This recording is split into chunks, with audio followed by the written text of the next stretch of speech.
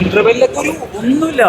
ആകെ ഒരു പോർഷൻ മാത്രം എനിക്ക് ഇഷ്ടമായി. ഒരേ ഒരു പോർഷൻ ആ 3 മണിക്കൂർ 15 മിനിറ്റില് ഒരു 5 മിനിറ്റ് മാത്രം ഇഷ്ടമായിരുന്നു. പിന്നെ മലയാളം ഡബിങ് ഇത്രയും ഒന്നാമത്തെ കാര്യം, മലയാളം ഡയറക്ടറാണ് ഈ സിനിമ എടുക്കുന്ന. അപ്പോൾ മലയാളത്തിലെ ഡബിങ് അത്യാവശ്യം മെച്ചാവും നമ്മൾ പ്രതീക്ഷിക്കുമല്ലോ. അതുകൊണ്ടാണ് മലയാളം ഡബിങ് കാണാൻ വന്നത്. പക്ഷെ മലയാളത്തിന്റെ ഡബിങ് എന്റെ പൊന്നു ബ്രോ, ഒരു സീനില് കാമം എന്താണ് പ്രേമം എന്നൊക്കെ പറഞ്ഞൊരു സീനൊക്കെ തിയേറ്ററിൽ കൂട്ട ശരിയായിരുന്നു.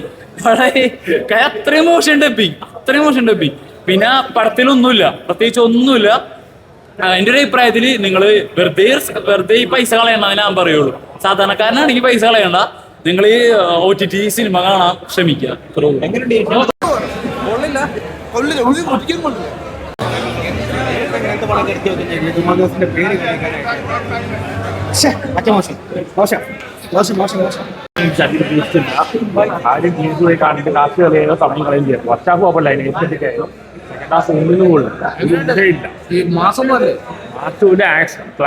ഇന്ത്യയില്ലാത്ത ഒന്നിനും കൊള്ളാത്ത പടം.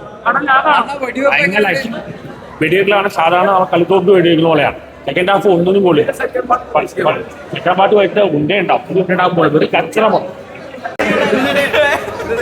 ഐമാക്സ് കാണാൻ പോയി.